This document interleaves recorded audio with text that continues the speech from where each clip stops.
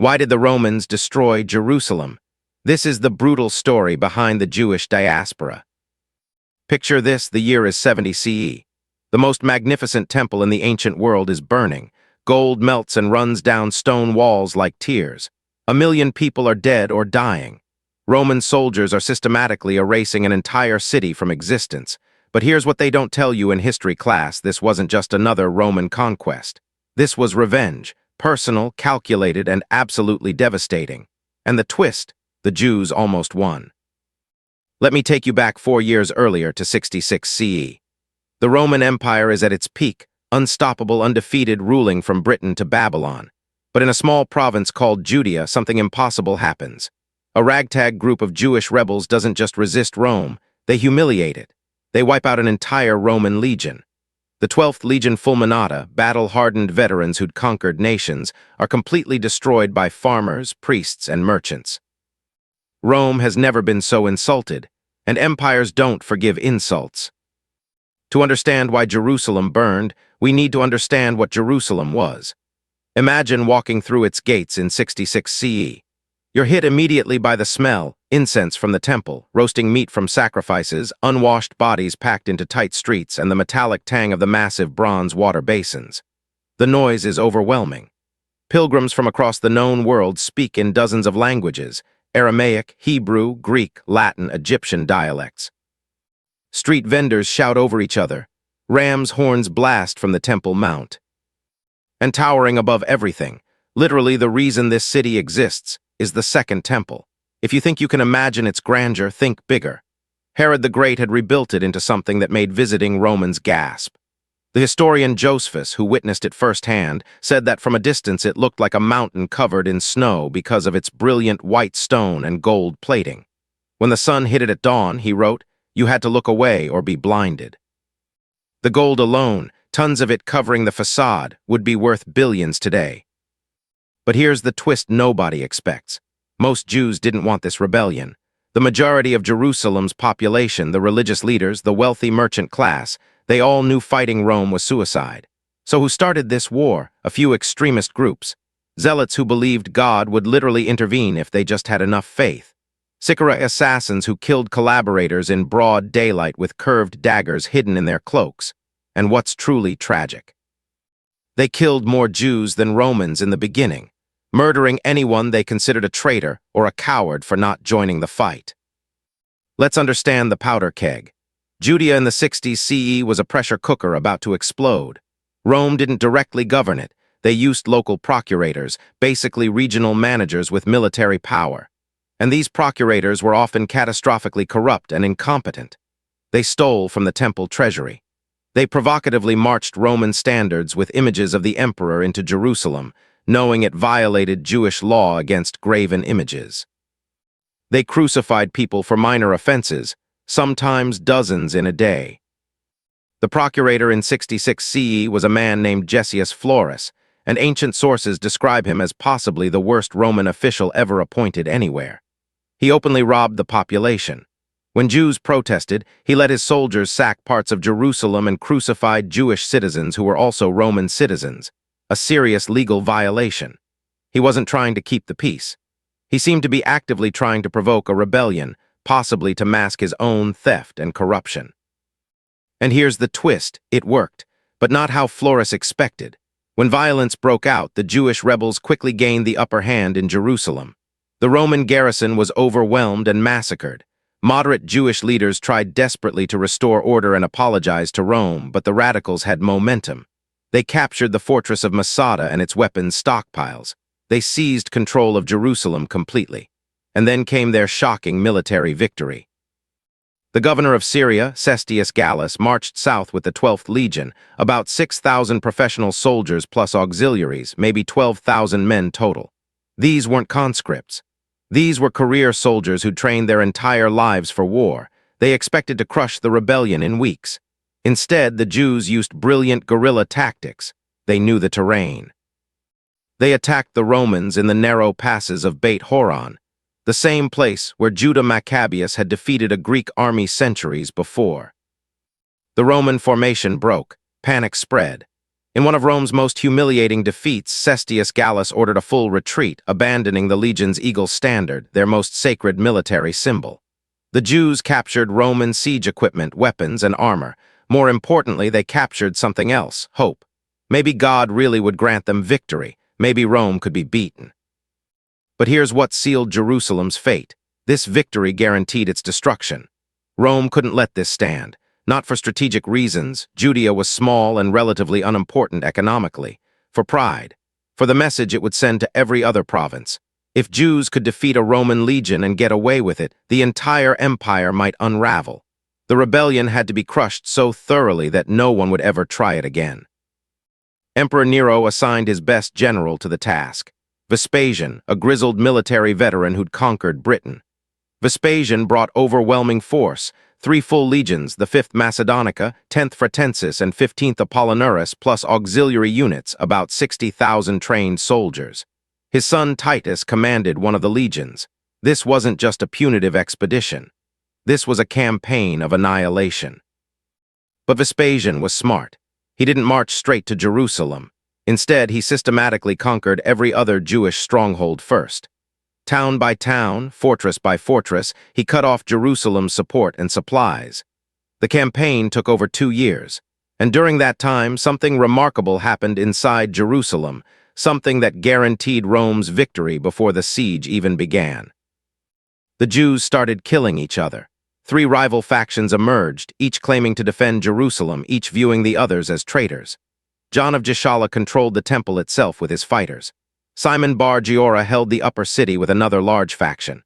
A third group of zealots fought both. They didn't just disagree, they burned each other's food supplies. In a city under siege, preparing for Rome's arrival, they burned the grain stores that could have sustained Jerusalem for years. Out of spite. Out of fanaticism. Out of the certainty that their faction alone was righteous. Josephus, who was inside Jerusalem during part of this time before defecting to Rome, describes it as madness. Factions would briefly unite to fight Romans, then immediately turn on each other. They executed moderates who suggested surrender. They killed priests who argued for pragmatism. The city that should have been preparing for siege was instead tearing itself apart from within. In 70 CE, Titus surrounded Jerusalem with all 4 legions. His father Vespasian had been declared emperor and left for Rome, leaving his son to finish the war. Titus commanded about 70,000 soldiers, but he didn't want to destroy Jerusalem. Roman sources actually agree on this. Titus offered terms. Surrender except punishment of the leaders, and the city and temple could be spared. The radical factions refused. So Titus built a wall, not just any wall, a siege wall completely encircling Jerusalem, about 7 kilometers long, built in just 3 days through day and night labor. Its purpose: no one gets out. No supplies get in. Starvation would be his weapon, and here's the horrific part: it worked exactly as designed. Josephus describes the famine inside Jerusalem in detail so graphic that historians debated for centuries whether he exaggerated. He didn't. Archaeological evidence confirms his account. People ate leather, belts, sandals, shield covers, anything. They ate grass and animal dung. Families hid any food from neighbors who would kill for a handful of grain. Bodies piled in the streets because people were too weak to bury them. The twist. Josephus records a case of cannibalism where a mother killed and ate her own infant son. When rebels broke into her house searching for food, she offered them the remains, screaming that if they could drive her to this, they should eat too. This wasn't strategic starvation. This was deliberate, calculated torture of an entire population, and it went on for months. While people starved, Roman siege engines pounded Jerusalem's walls. These weren't primitive catapults. Roman engineering had perfected siege warfare into a science. Massive battering rams, some requiring 100 men to operate, swung iron heads weighing tons against the walls. Ballistas launched stones weighing 30 kilograms with precision accuracy. Onagers hurled projectiles over the walls to create chaos inside. The Jews fought desperately. They made sorties to burn the siege engines. They dug tunnels under Roman positions. They rained arrows, stones, and burning pitch on attackers. When the Romans built earthen ramps to bring siege towers up to wall height, the Jews tunneled under them, supported the tunnels with wooden beams, then lit the beams on fire, collapsing the ramps. The defense was actually remarkable. Jerusalem's walls held far longer than anyone expected. But here's the twist. The very design that made Jerusalem defensible doomed it. The city was built on hills with 3 sets of walls, outer, inner, and the Temple Mount's walls. As the Romans breached each wall, the defenders fell back to the next. This meant the fighting got progressively concentrated into smaller, more crowded areas. The civilian population, already starving, got packed tighter and tighter with nowhere to go. When the Romans finally broke through, they weren't entering a city. They were entering a trap filled with desperate, dying people who had nothing left to lose. The final battle centered on the temple. Jewish defenders made their last stand in the holiest place in Judaism. Roman soldiers pushed forward through courts filled with bodies. The fighting was hand-to-hand, brutal, personal. And then sources disagree whether it was a Roman soldier acting on his own or on orders, threw a torch into the temple chambers. The building caught fire. The gold plating melted. The heat became so intense that the stones themselves exploded. Titus allegedly ordered his soldiers to save the temple, but they either didn't hear or didn't care. The fire spread until the entire structure was an inferno visible for miles. The smoke column could be seen from the Dead Sea. Here's what nobody tells you. The temple's destruction wasn't just a military act. It was an economic catastrophe that changed history. When the gold melted, it ran down into the cracks between stones. To recover it, Roman soldiers literally dismantled the temple stone by stone.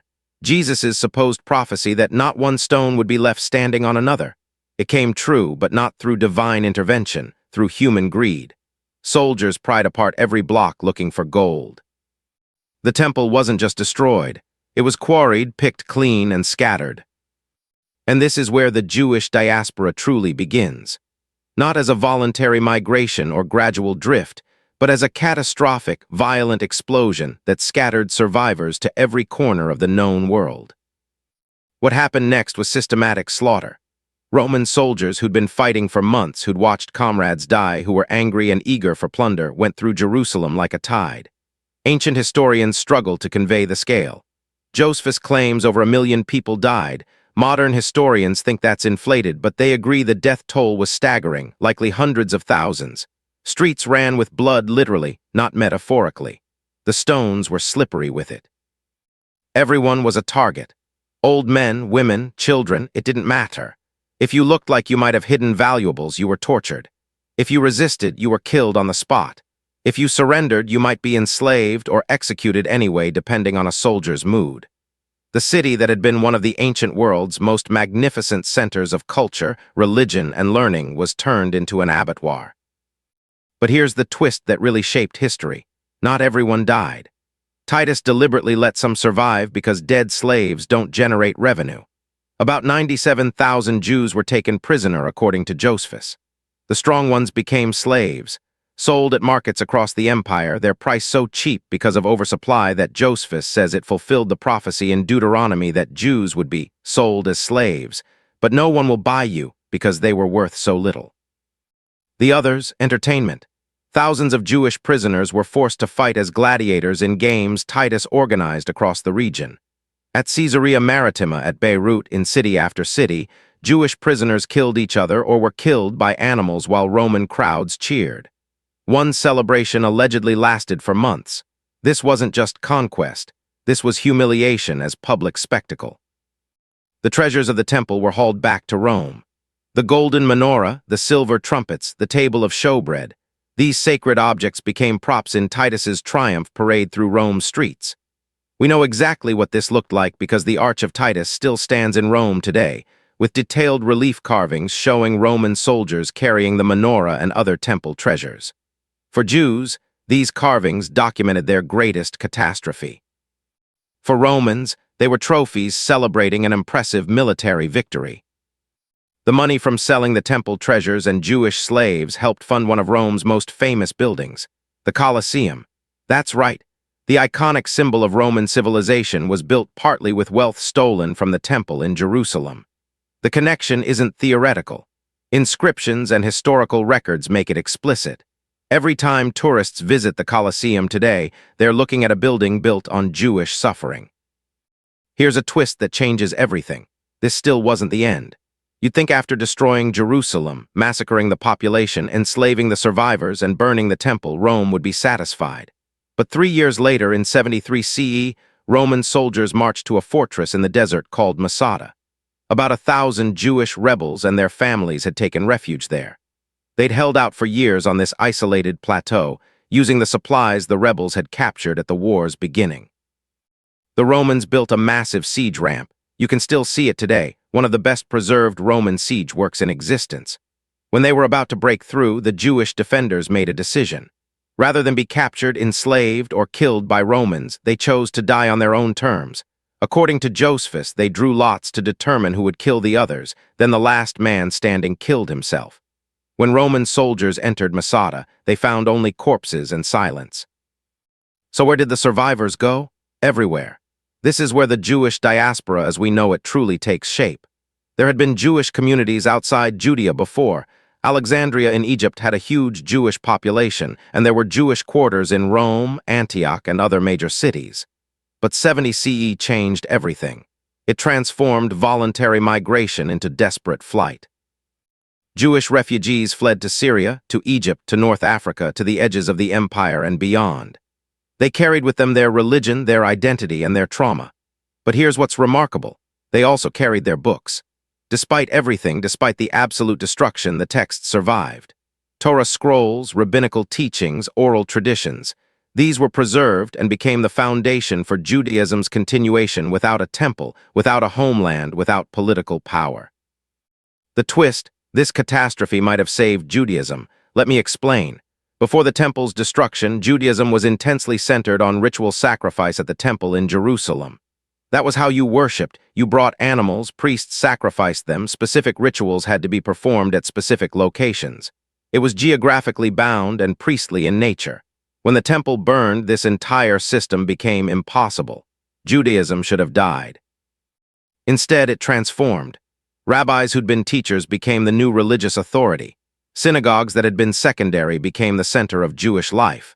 Prayer replaced sacrifice. Study replaced ritual.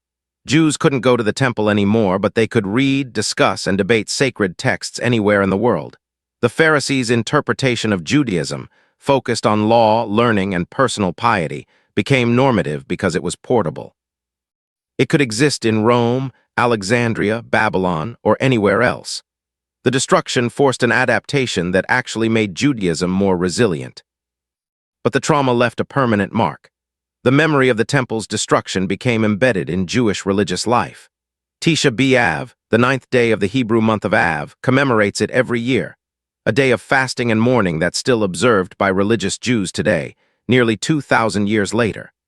The Western Wall, the retaining wall of the Temple Mount that survived, became Judaism's holiest site precisely because it's the closest physical remnant of what was lost. And Jewish liturgy changed forever. References to the temple are in past tense or future hope. The prayer service includes sections about the temple service that once was and that believers hope will be again. Every wedding includes a moment where the groom breaks a glass to remember Jerusalem's destruction. Even in joy, the trauma is acknowledged. But here's a twist that most people miss. The destruction of Jerusalem also fundamentally shaped Christianity. In 70 CE, Christianity was still basically a Jewish sect. Jesus had been dead for about 40 years. His followers were debating whether Gentile converts needed to follow Jewish law, whether the movement should stay within Judaism or become something separate. The temple's destruction resolved the debate by force. With the temple gone and Jews scattered, Christianity's center of gravity shifted to Gentile converts in places like Rome, Antioch, and Ephesus. The break between Judaism and Christianity, which might have taken centuries or never fully happened, accelerated dramatically. Within a generation or two, they were clearly separate religions. And Christianity began developing theology that interpreted the temple's destruction as divine punishment for Jews rejecting Jesus. A theological position that would poison Jewish-Christian relations for 2 millennia. You'd think after 70 CE, after that level of destruction, Jews would never rebel against Rome again. You'd be wrong. In 132 CE, just 62 years later, another massive Jewish revolt exploded under a leader named Simon Bar Kokhba. He claimed to be the Messiah. He briefly recaptured Jerusalem and established an independent Jewish state. And Rome's response was even more brutal than before. Emperor Hadrian sent 8 legions, about 80,000 soldiers, to crush the rebellion. The war lasted 3 years and was so costly to Rome that Hadrian allegedly omitted the customary phrase, "I and my army are well," from his report to the Senate. But for Jews, it was catastrophic. Ancient sources claim over 500,000 Jews died. Entire towns were depopulated, and Hadrian decided to ensure this would never happen again. Here's the twist that literally erased Jewish history. Hadrian renamed everything. He renamed Jerusalem to Aelia Capitolina and made it a Roman colony where Jews were forbidden to enter, except one day a year to mourn at the Western Wall. He renamed the entire province from Judea to Syria Palestina, Palestine, after the Philistines, the ancient enemies of Israel. This wasn't random. It was deliberate cultural erasure, an attempt to delete the Jewish connection to the land from history itself. He built a temple to Jupiter on the Temple Mount. He banned circumcision, Torah reading, and Sabbath observance. Jews caught practicing their religion faced execution. This was genocide by another name, not just destroying people, but destroying culture, identity, and memory. And it worked. By the end of the Bar Kokhba revolt, Jews were a minority in their ancestral homeland, a status that would last nearly 1,800 years. What followed was the longest exile in human history. Jewish communities adapted to life across the Roman Empire, then the Byzantine Empire, then the Islamic Caliphates, then Christian medieval Europe. They faced periodic persecution, expulsions, pogroms, and massacres, but they maintained their identity. How? Through text, tradition, and an unbreakable connection to Jerusalem. Even in Babylon, even in Spain, even in Poland or Yemen, Jews prayed facing Jerusalem. They ended Passover Seders with "next year in Jerusalem." They named their children after the land they'd lost. They kept alive the memory of the temple through rituals and prayers. The destruction of 70 CE wasn't just a historical event. It became the defining trauma that shaped Jewish identity. Here's the twist modern people often miss. The diaspora wasn't just suffering. Yes, there was persecution, the Crusades, the Spanish Inquisition, the pogroms in Russia, and ultimately the Holocaust. But there was also extraordinary cultural flourishing. Jewish scholars in medieval Spain made groundbreaking advances in philosophy, medicine, and science. Jewish merchants connected trade networks from China to England. Jewish communities developed distinct cultures: Ashkenazi in Europe, Sephardi around the Mediterranean, Mizrahi in the Middle East, each with unique traditions, music, and cuisine. The destruction that scattered Jews across the world also exposed them to different cultures, ideas, and innovations. The requirement to adapt to so many different host societies might have actually accelerated Jewish intellectual and cultural development. It's a complicated legacy, profound suffering alongside remarkable achievement. Now, 2,000 years later, archaeology keeps uncovering evidence of 70 CE's destruction.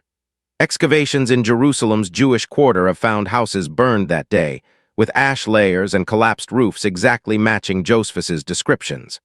Archaeologists have found arrowheads, ballista stones, and Roman weapons in the debris. They've found skeletons of people who died in the fighting, some still clutching possessions they tried to save.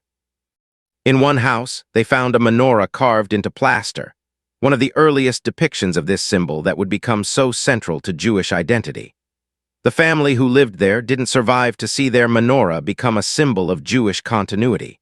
In another location, archaeologists found cooking pots still sitting on stoves, meals interrupted forever by Roman soldiers breaking down doors. But here's a twist that changes the narrative. Recent archaeology also shows that not all Jews left.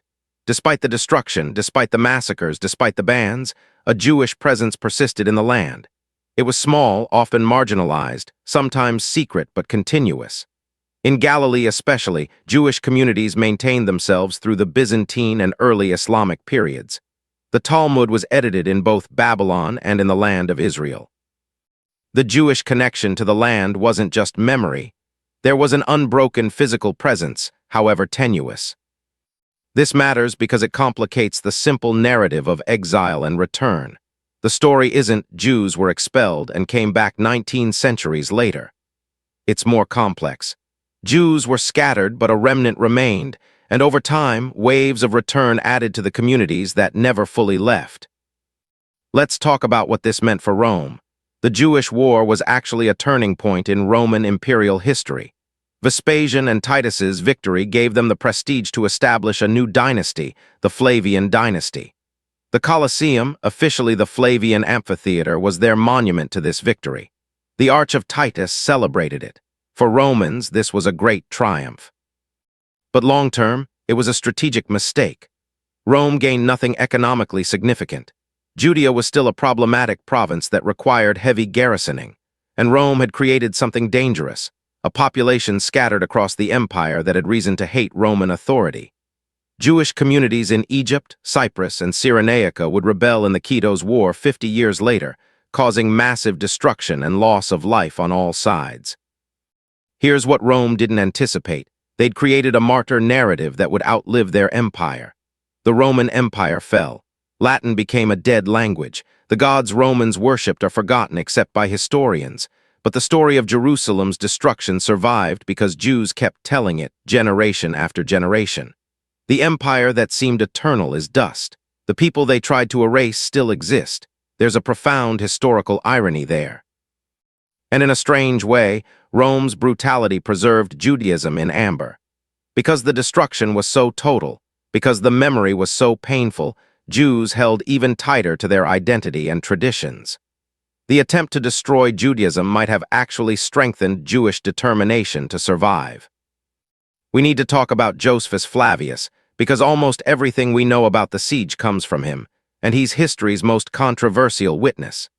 He was a Jewish commander who defended Galilee against Rome, was captured, allegedly predicted that Vespasian would become emperor, switched sides, and watched Jerusalem's destruction from the Roman camp.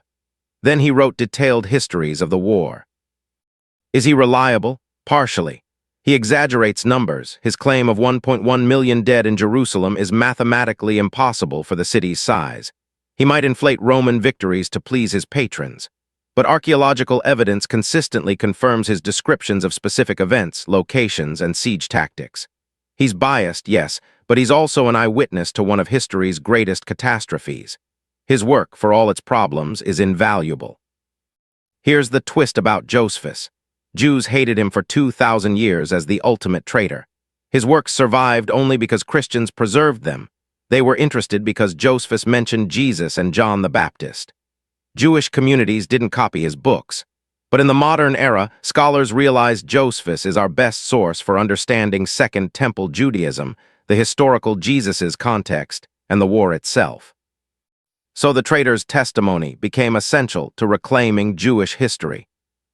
And another irony, Josephus wanted to explain Jews to Romans to make them seem less foreign and threatening. His goal was preventing future conflicts through understanding. He failed. The Bar Kokhba revolt happened anyway. But 2 millennia later, his work does foster understanding, just not in the way he intended. The temple's destruction created theological earthquakes. For Jews, it required completely reimagining how to relate to God without the sacrificial system described in Torah. Rabbinic Judaism emerged from this crisis, emphasizing prayer, study, and ethical behavior as ways to serve God. The rabbis asked, if we can't sacrifice at the temple, how do we worship? Their answer, living according to God's law is itself worship. This shift was revolutionary. It democratized Judaism. You didn't need priests or a temple anymore. A poor scholar in a small town could be closer to God than a wealthy person who once might have brought expensive sacrifices. Judaism became religion of the book, of the law, of personal piety and community. This made it extraordinarily resilient and adaptable. But here's the twist. Some Jewish groups rejected this adaptation. They believed the temple system was divinely mandated and couldn't be replaced. The Sadducees, the priestly aristocratic party, essentially disappeared after 70 CE because their entire reason for existing vanished with the temple. The Essenes, who'd isolated themselves in the desert waiting for apocalyptic transformation, also faded away. The zealot ideology that sparked the war was discredited. Rabbinic Judaism survived because it could adapt. The groups that remained rigid died out. This pattern would repeat throughout Jewish history. Survival required flexibility within continuity, maintaining core identity while adapting to radically different circumstances. Over 2 millennia, the memory of Jerusalem's destruction evolved. Facts blended with legend. Stories grew in the telling. The siege became a moral tale with lessons about zealotry, division, and the cost of fanaticism. Rabbis told stories about how internal Jewish divisions caused the destruction more than Roman power, a controversial interpretation, but one that emphasized the importance of unity. The destruction also became eschatological, connected to ideas about the Messiah and the end times. Many Jews believed the temple would be rebuilt in the Messianic age. Some still believe this today. The ruins on the Temple Mount aren't just archaeological, they're theological, representing a break in history that will someday be healed. Here's a modern twist. The Temple Mount is now one of Earth's most contested religious sites. The Western Wall is Judaism's holiest accessible site, but the mount itself contains the Dome of the Rock and Al-Aqsa Mosque, sacred in Islam as the place Muhammad ascended to heaven. Israeli sovereignty, Palestinian claims, Jewish religious yearning, and Muslim religious importance all collide there. The destruction of 70 CE created a void that was filled by another religion, and that creates tensions that shape Middle Eastern politics today. Some radical Jewish groups want to rebuild the temple, which would require destroying the Islamic shrines. This is a minority view, but it exists. The catastrophe of 70 CE still generates conflict 2,000 years later. The past isn't past, it's actively shaping the present.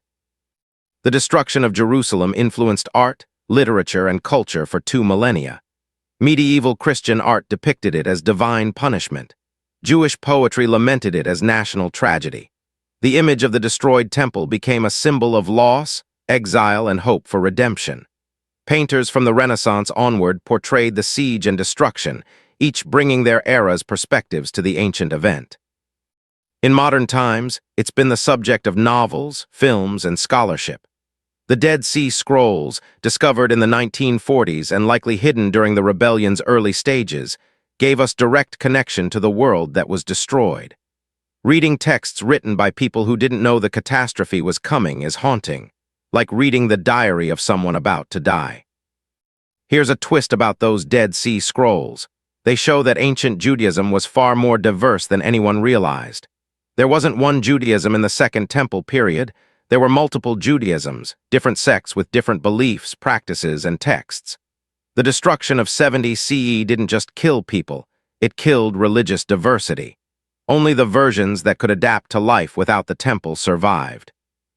We lost entire ways of being Jewish that we're only now rediscovering through archaeology.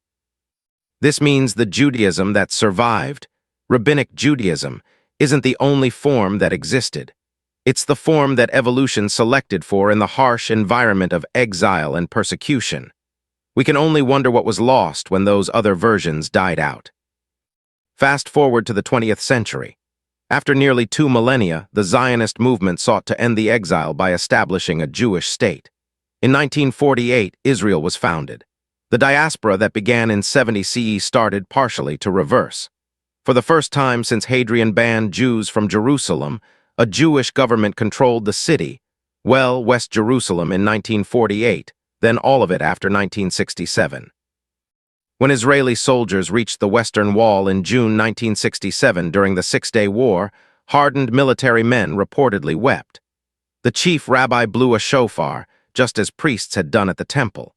The moment was heavy with 2,000 years of longing.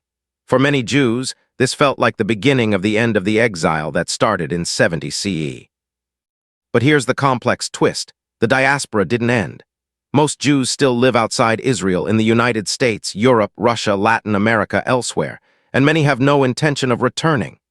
They're American Jews, French Jews, British Jews. Their identities are hyphenated, connected to Judaism and to the countries where they've lived for generations. The diaspora that was forced on Jews became, for many, simply where they live, where they belong. This creates theological and political tensions. Is Israel the answer to the diaspora, or is the diaspora also a valid way to be Jewish? Different Jews answer differently. But the fact that this question exists shows how completely 70 CE's catastrophe reshaped Jewish identity. Let's return to a haunting question. What if? What if the Jewish factions in Jerusalem had united? What if they hadn't burned their own food supplies? What if moderates had prevailed and Jerusalem had surrendered early? The city and temple might have survived. The population might have lived.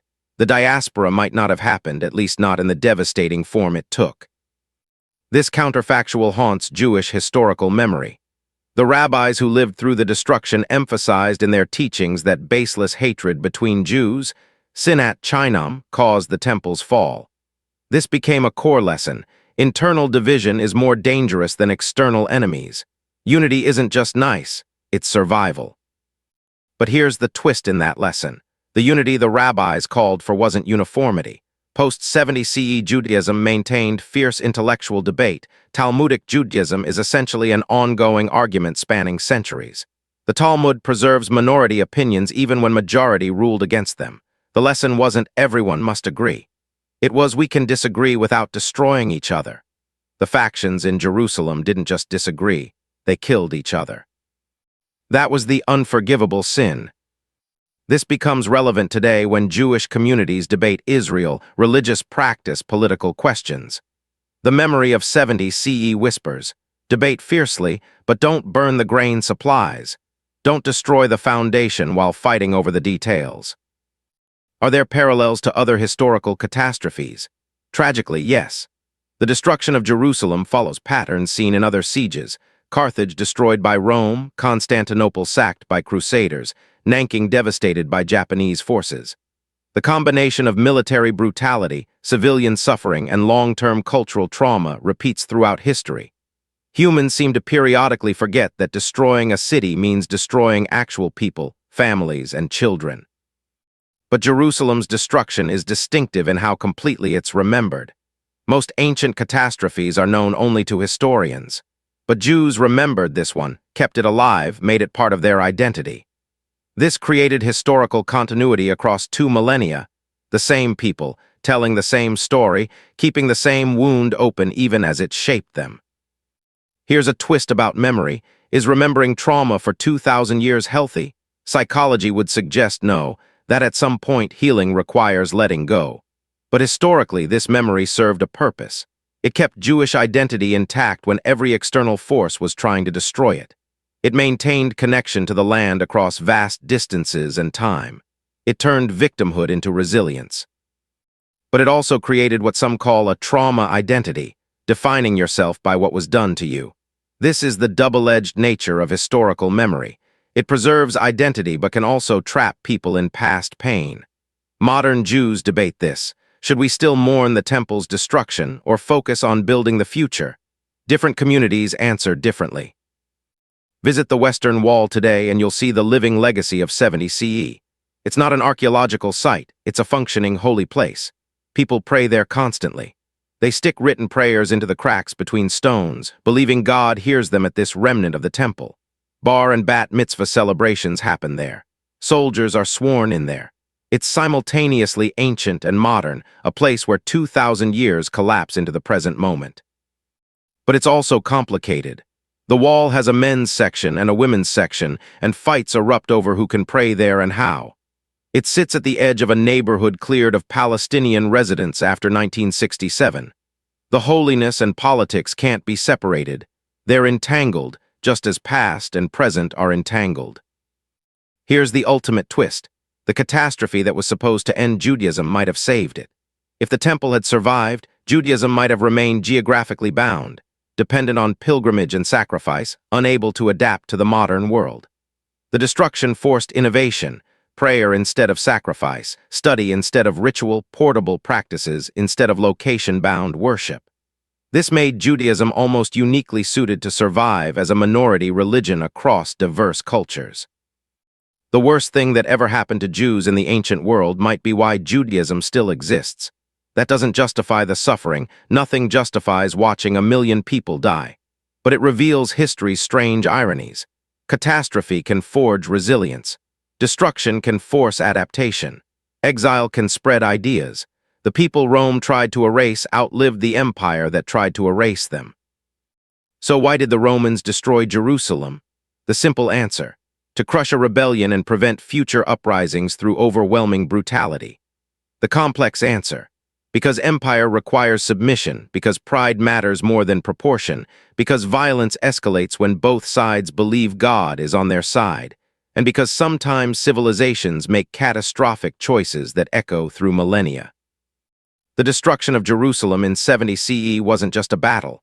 It was the violent birth of Jewish exile, the forced transformation of an ancient religion, the creation of wounds that still haven't fully healed. The stones of Jerusalem ran with blood 2,000 years ago, and in some ways, they never dried. The diaspora that began in fire and slaughter shaped Jewish identity more than any other single event. And the temple that burned still shapes politics, religion, and conflict in the modern Middle East. History isn't past, it's present. The smoke that rose from Jerusalem in 70 CE is still rising. We still live in the world that destruction created. And until we understand what happened and why, we'll keep repeating the same patterns: division, escalation, dehumanization, and ultimately catastrophe. The ruins on the Temple Mount ask a question that every generation must answer. What will we build from the ashes? What will we remember? And will we learn? That's the story of Jerusalem's destruction. Brutal, complex, tragic, and still very much unfinished.